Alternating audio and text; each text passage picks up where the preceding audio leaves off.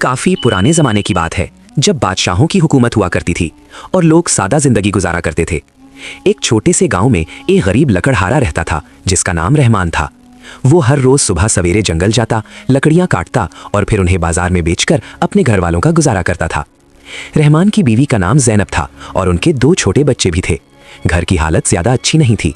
अक्सर ऐसा होता कि खाने के लिए भी बहुत कम चीजें होती थीं, लेकिन इसके बावजूद रहमान कभी शिकायत नहीं करता था। वो हमेशा कहता था कि जो कुछ अल्लाह देता है उसी में बरकत होती है। ज़ैनब भी सब्र करने वाली औरत थी। वो हर हाल में अल्लाह पर भरोसा रखती थी। एक दिन हस्बे मामूल रहमान जंगल में लकड़ियां काटने गया। उसने देखा कि आसमान पर घने बादल छा रहे हैं। उसे लगा कि शायद बारिश होने वाली है, इसलिए वो जल्दी जल्दी लकड़ियां काटने लगा ताकि बारिश आने से पहले घर वापस पहुंच जाए। लेकिन अचानक मूसलाधार बारिश शुरू हो गई। रहमान फौरन एक बड़े दरख्त के नीचे जाकर खड़ा हो गया, मगर बारिश इतनी तेज थी कि उसकी कटी हुई सारी लकड़ियां भीग गईं। रहमान एक लम्हे के लिए परेशान हो गया। उसने सोचा कि अब ये गीली लकड़ियां कौन खरीदेगा, मगर फिर उसने खुद को तसल्ली दी और दिल में कहा, ये सब अल्लाह की मर्जी से हो रहा है, शायद इसमें भी कोई भलाई छुपी हो। कुछ देर बाद बारिश रुक गई। रहमान ने अपनी लकड़ियां उठाई और बाजार की तरफ चल पड़ा। रास्ते भर वो सोचता रहा कि शायद आज लकड़ियां ना बिके और घर वाले भी उसका इंतजार कर रहे होंगे। जब वो बाजार पहुंचा तो उसने अपनी लकड़ियां जमीन पर रख दी। लोग आते, लकड़ियां देखते और मुंह बनाकर आगे बढ़ जाते। कोई कहता, ये तो सारी गीली है, कोई कहता, ये तो जलेंगी भी नहीं। ये सुनकर रहमान का दिल उदास हो गया। आहिस्ता आहिस्ता दोपहर हो गई, मगर उसकी एक भी लकड़ी नहीं बिकी। रहमान खामोश बैठा, दिल ही दिल में अल्लाह से दुआ कर रहा था। वो कह रहा था, या अल्लाह, तू बेहतर जानता है कि मेरे हक में क्या बेहतर है। शाम होने लगी तो उसने सोचा कि अब घर वापस लौट जाना चाहिए। वो अपनी लकड़ियां समेटने लगा कि अचानक एक बूढ़ा शख्स उसके पास आया। उसका लिबास निहायत उम्दा था और वो किसी अमीर आदमी की तरह लग रहा था। बूढ़े ने पूछा, ये लकड़ियां गीली क्यों हैं? रहमान ने सच सच सारी बात बता दी कि बारिश की वजह से लकड़ियां भीग गई हैं। ये सुनकर बूढ़ा आदमी खुश हो गया और बोला, ये तो बहुत अच्छी बात है, मैं एक हकीम हूँ और बास खास दवाएं गीली लकड़ियों से ही तैयार होती हैं। ये कहकर उस हकीम ने रहमान की सारी लकड़ियां खरीद लीं और कीमत भी दुगनी दे दी। रहमान की खुशी की इंतहा ना रही। उसे समझ आ गया कि जो चीज़ उसे नुकसान लग रही थी वही उसके लिए फ़ायदा बन गई। वो खुशी खुशी घर वापस पहुंचा। दरवाजे पर उसकी बीवी ज़ैनब और बच्चे उसका इंतजार कर रहे थे। जब रहमान ने ज़्यादा पैसे दिखाए तो सब हैरान रह गए। उसका छोटा बेटा अली खुश होकर बोला, अब्बू, आज इतने सारे पैसे कहाँ से आए? रहमान मुस्कुराकर बोला, बेटा, ये सब अल्लाह की रहमत है। अगले दिन जब रहमान दोबारा लकड़ियां काटने के लिए घर से निकला तो उसके दिल में एक ख्याल आया कि अगर वो खुद ही लकड़ियों को पानी में भिगो दे तो शायद फिर दुगनी कीमत मिल जाए। लेकिन फ़ौरन ही उसने खुद को रोका और कहा, नहीं, ये गलत होगा। अल्लाह इंसान को आजमाता है, मुझे धोखा नहीं देना चाहिए। वो जंगल पहुंचा तो उस दिन मौसम बहुत खूबसूरत था। सूरज की रोशनी दरख्तों के बीच से चमक रही थी। रहमान ने अपनी कुल्हाड़ी तेज़ की और लकड़ियाँ काटने में मसरूफ़ हो गया। दोपहर के वक्त वो खाना खाने के लिए एक दरख्त के नीचे बैठ गया। अभी उसने खाना निकाला ही था कि अचानक जंगल में शोर मचने लगा। चंद लोग भागते हुए उसकी तरफ आए। रहमान ने पूछा, क्या हुआ? एक आदमी ने हाँफते हुए कहा, जंगल में डाकू आ गए हैं, वो लोगों को लूट रहे हैं। ये सुनकर रहमान के दिल में खौफ पैदा हो गया, क्योंकि उसके पास कल के बचे हुए पैसे भी थे।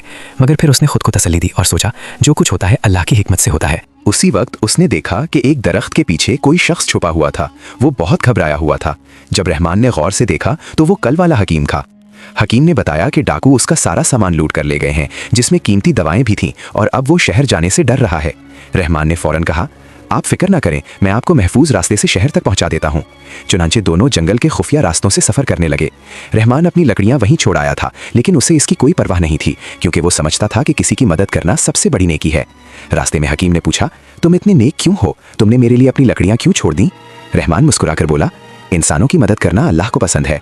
जब कोई दूसरों की मदद करता है तो अल्लाह उसकी मदद करता है। कल आपने मेरी मदद की थी, आज मैं आपकी कर रहा हूँ। ये सुनकर हकीम बहुत मुतासिर हुआ। आखिरकार जब वो शहर पहुंच गए तो हकीम ने कहा, मैं तुम्हें कोई इनाम देना चाहता हूँ। लेकिन रहमान ने आजिज़ी से कहा, मुझे किसी इनाम की ज़रूरत नहीं, मैंने सिर्फ इंसानियत की खातिर ये काम किया है। मगर हकीम ने इसरार किया और अपनी जेब से एक छोटा सा थैला निकालकर रहमान को देते हुए कहा। बूढ़े हकीम ने वो छोटा सा थैला रहमान को देते हुए कहा, इसके अंदर जादुई बीज हैं, इन्हें अपने घर के आसपास कहीं बो देना, मुमकिन है ये तुम्हारी किस्मत बदल दें। रहमान जब घर पहुंचा तो उसके हाथ में बीजों का एक छोटा सा थैला था, लेकिन आज उसके पास कोई कमाई नहीं थी। ज़ैनब ने पूछा, आज क्या हुआ? रहमान ने सारा वाकया उसे सुना दिया और कहा कि उस बूढ़े हकीम की मदद करना ज़रूरी था। ज़ैनब ने मुस्कुराकर कहा, आपने बहुत अच्छा किया, अल्लाह हमारा रिस्क कहीं ना कहीं से भेज ही देगा। रात के वक्त घर में खाने के लिए सिर्फ थोड़ा सा आटा और नमक था। बच्चे भूखे थे मगर फिर भी खामोश थे और कोई शिकायत नहीं कर रहे थे। रहमान ने उन बीजों को देखा और सोचने लगा कि हकीम ने कहा था ये तुम्हारी किस्मत बदल देंगे। फिर उसके दिल में ख्याल आया कि सबसे पहले अल्लाह से दुआ मांगनी चाहिए, फिर मेहनत करनी चाहिए। चुनांचे उसने अल्लाह से दुआ की, अगले दिन उसने घर के पीछे थोड़ी सी ज़मीन साफ की और वो बीज वहाँ बो दिए। वो बीज बिल्कुल आम से लग रहे थे, उनमें कोई खास बात नजर नहीं आ रही थी। रहमान ने उन्हें पानी दिया और दुआ की, या अल्लाह, अगर इनमें कोई भलाई है तो हमें इसमें बरकत अता फरमा। फिर वो कुल्हाड़ी उठाकर जंगल की तरफ निकल गया। आज वो पहले से ज़्यादा दूर चला गया ताकि डाकुओं से महफूज रह सके। वहाँ पहुँचकर उसने देखा कि उस जगह बहुत से नए दरख्त थे जिनकी लकड़ियाँ बहुत अच्छी थीं। उसने अल्लाह का शुक्र अदा किया और काम में लग गया। जब दोपहर के वक्त वो वापस घर आया तो उसने देखा कि जहाँ उसने बीज बोए थे वहाँ छोटे छोटे पौधे निकल आए थे। रहमान हैरान रह गया क्योंकि आमतौर पर बीज उगने में कई दिन लग जाते हैं। ज़ैनब ने भी जब ये देखा तो हैरान होकर बोली, ये तो कमाल हो गया, ये बीज इतनी जल्दी कैसे उग गए। उस दिन रहमान ने अपनी लकड़ियाँ बाजार में बेची। चूँकि लकड़ियाँ बहुत अच्छी थीं इसलिए अच्छी कीमत मिल गई। वापसी पर वो घर के लिए खाने पीने का सामान भी ले आया। जब वो घर पहुंचा तो देखा कि पौधे पहले से भी बड़े हो चुके थे और उन पर छोटे छोटे फूल भी लग गए थे। तीसरे दिन जब रहमान ने देखा तो उन पौधों पर सुनहरी रंग के अजीब व गरीब फल लग चुके थे। रहमान ने एक फल तोड़ा, जब उसे खोला तो अंदर से मोती जैसी चमकदार चीज़ निकली। वो हैरान रह गया, उसे समझ नहीं आ रही थी कि ये क्या चीज़ है। आखिर उसने फैसला किया कि वो ये फल शहर के बड़े बाजार में ले जाएगा। वहाँ जो बड़े ताजिर और जौहरी होते हैं वो बता देंगे कि ये क्या चीज़ है। चुनाचे उसने चंद फल तोड़े और एक थैले में डाल लिए। फिर ज़ैनब से कहा, मैं शहर जा रहा हूँ, देखते हैं ये क्या चीज़ है। रहमान शहर के बड़े बाजार में पहुंचा और एक मशहूर जौहरी को वो फल दिखाए। जौहरी ने जैसे ही उन्हें देखा तो उसकी आंखें हैरत से फैल गईं। वो बोला, ये तो निहायत कीमती हीरे हैं, तुम्हें ये कहाँ से मिले। रहमान ने सच सच बता दिया कि ये उसके घर के पौधों पर लगे हैं। जौहरी हैरान होकर बोला, मैंने अपनी जिंदगी में ऐसा कभी नहीं देखा। उसने रहमान के सारे हीरे खरीद लिए और बदले में इतनी दौलत दी कि रहमान की खुशी की कोई हद न रही। घर वापस आते हुए रहमान के दिल में खुशी भी थी और हैरत भी। उसे यकीन हो गया कि ये सब उसके सब्र और नेकी का सिला है। लेकिन इसी के साथ उसके दिल में एक फिक्र भी पैदा हुई कि कहीं ये अचानक आने वाली दौलत उसे गलत रास्ते पर ना ले जाए। जब वो घर पहुंचा तो उसके हाथ में बहुत सारी दौलत थी।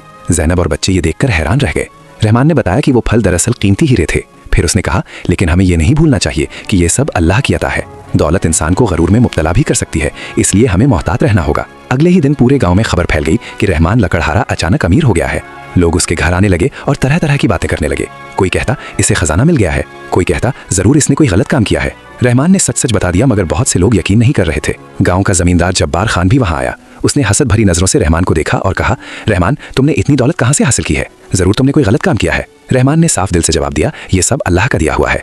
लेकिन जब्बार खान को यकीन नहीं आया। वो बोला, अगर वाकई वो पौधे हीरे देते हैं तो मुझे भी कुछ बीज दे दो। रहमान ने कहा, मेरे पास तो सिर्फ वही बीज थे जो हकीम ने दिए थे। ये सुनकर जब्बार खान गुस्से में आ गया और बोला, तुम झूठ बोल रहे हो, तुम सिर्फ खुद अमीर होना चाहते हो। ये सुनकर रहमान को बहुत दुख हुआ। इसी रात जब रहमान नमाज पढ़कर फारिग हुआ तो उसे बाहर शोर सुनाई दिया। लोग चीख रहे थे, आग लग गई है, आग लग गई है। रहमान बाहर निकला तो देखा कि गांव के कई घरों में आग लगी हुई है और तेज हवा की वजह से आग तेजी से फैल रही है। लोग अपने अपने घर और सामान बचाने में लगे हुए थे। ये देखकर रहमान ने फौरन फैसला किया कि वो सबकी मदद करेगा। उसने अपने पैसों से पानी के बड़े बड़े बर्तन मंगवाए। जिन लोगों के घर जल चुके थे उन्हें अपने घर में पनाह दी। ज़ैनब ने उन सब के लिए खाना तैयार किया।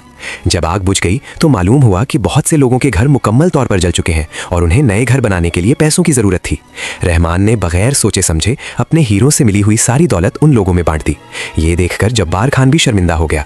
वो आगे बढ़कर बोला, रहमान, मैंने तुम पर गलत इल्ज़ाम लगाया था, मुझे माफ़ कर दो। रहमान ने मुस्कुरा कर कहा, कोई बात नहीं, अल्लाह हम सबको माफ़ करे। जब्बार खान ने हैरत से पूछा, तुमने अपनी सारी दौलत लोगों में क्यों बांट दी? रहमान ने जवाब दिया, जब अल्लाह देता है तो बेहिसाब देता है, हमें भी दूसरों की मदद करनी चाहिए। अगले दिन रहमान ने देखा कि वो पौधे जिन पर हीरे जैसे फल लगते थे अब मर चुके थे, वहाँ कुछ भी बाकी नहीं था। ज़ैनब ने पूछा, क्या आपको अफसोस हो रहा है? रहमान मुस्कुरा कर बोला, बिल्कुल नहीं, अल्लाह ने ये दौलत मुझे इसीलिए दी थी ताकि मैं लोगों की मदद कर सकूँ। जब मकसद पूरा हो गया तो वो पौधे भी खत्म हो गए। अब रहमान दोबारा वही सादा सा लकड़हारा बन गया था, मगर उसके दिल में अजीब सा सुकून था। पूरा गांव अब उसे इज्जत की नजर से देखता था। गांव के बच्चे अक्सर उसके पास आकर कहते, चचा रहमान, आपने हमारी बहुत मदद की है। रहमान समझ चुका था कि असल दौलत सोना चांदी नहीं बल्कि लोगों के दिलों की मोहब्बत और अल्लाह की रजा है। कुछ महीने गुजर गए और रहमान अपनी पुरानी जिंदगी में वापस आ गया। वो रोज जंगल जाता, लकड़ियां काटता और बाजार में बेचकर वापस आ जाता। मगर अब गांव के लोग उसकी पहले से भी ज्यादा इज्जत करते थे। जब भी कोई मुश्किल में होता तो रहमान के पास आता और रहमान खुशी से उसकी मदद करता। एक दिन रहमान जंगल से लकड़ियां काटकर वापस आ रहा था कि उसे किसी की घबराई हुई आवाज सुनाई दी। वो आवाज की तरफ बढ़ा तो देखा कि एक गहरे कुएं में कोई शख्स गिर गया है। रहमान ने लकड़ियां एक तरफ रख दी और कुएं के पास जाकर झांका। अंदर एक नौजवान डूबने के करीब था।